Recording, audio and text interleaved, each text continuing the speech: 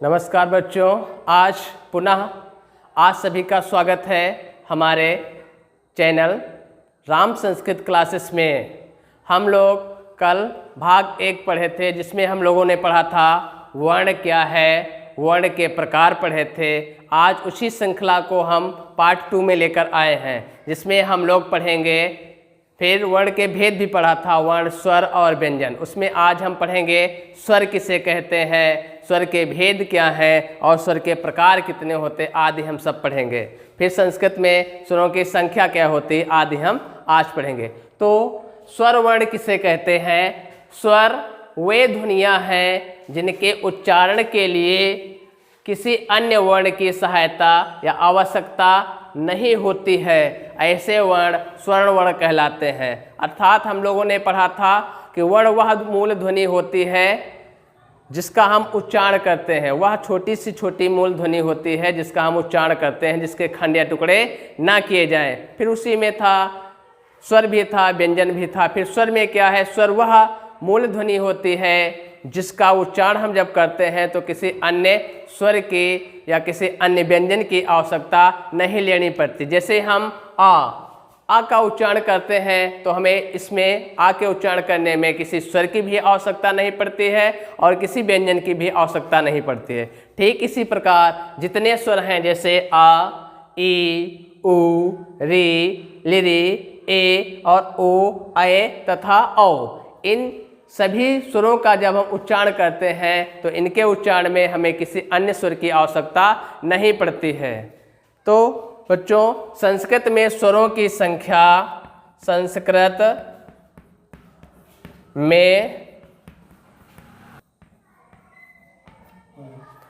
तो बच्चों देखते हैं यहाँ की कि संस्कृत में कुल स्वर 9 हैं।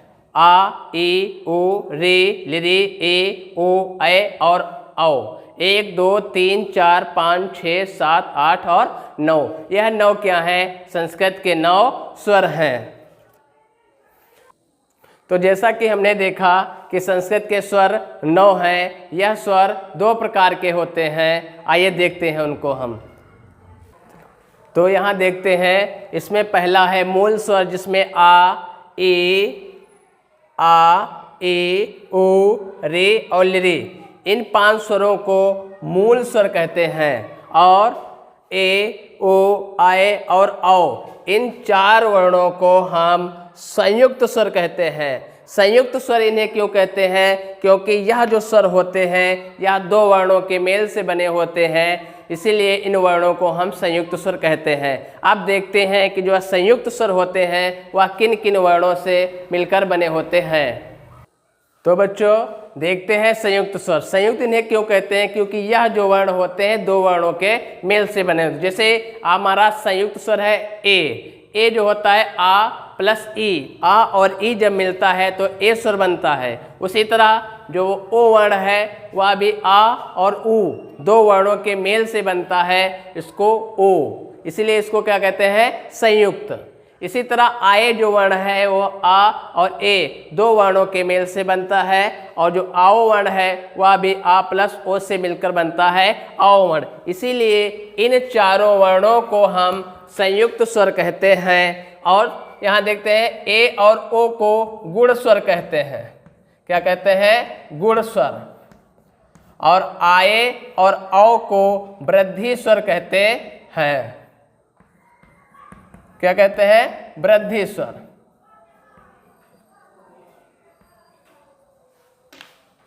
ठीक है। इसके बाद हिंदी वर्णमाला के 2 वर्ण छूट जाते हैं, जिनको हम अन और अह कहते हैं। इन दोनों वर्णों को अयोगवाह कहते हैं। इनको संस्कृत की वर्णमाला में अयोगवाह कहते हैं। अयोग, जिनका जोड़ ना हो ऐसे वर्णों को कहते हैं अयोगवाह। जिसमें हम अन को कहते हैं अनुस्वार। क्या कहते हैं? अनुस्वार कहते हैं। और अह को हम विसर्ग कहते हैं। अन को अनुस्वार कहते हैं और अह को विसर्ग कहते हैं। इसके बाद हम देखेंगे उच्चारण के स्थान पर या मात्रा के आधार पर स्वर के भेद। तो बच्चों देखते हैं स्वर के भेद उच्चारण के स्थान मात्रा के आधार पर। ह्रस्व स्वर एक होता है ह्रस्व स्वर, एक होता है दीर्घ स्वर और तीसरा होता है प्लुप्त स्वर। तो ह्रस्व स्वर क्या है? ह्रस्व स्वर वह स्वर होता है जिसके उच्चारण में एक मात्रा का समय लगता है, वह ह्रस्व स्वर कहलाता है। जैसे आ, ए, उ, रे और लिरी, ये 5 जो मूल स्वर होते हैं यही ह्रस्व स्वर कहलाते हैं और इनके उच्चारण में एक मात्रा का समय लगता है। दूसरा होता है दीर्घ स्वर, जिसमें बड़ा आ, बड़ी ए, बड़ा उ, बड़ा रे, ए, ओ, आए और औ आता है, अर्थात जिसके उच्चारण में 2 मात्रा का समय लगता है वह दीर्घ स्वर कहलाते हैं।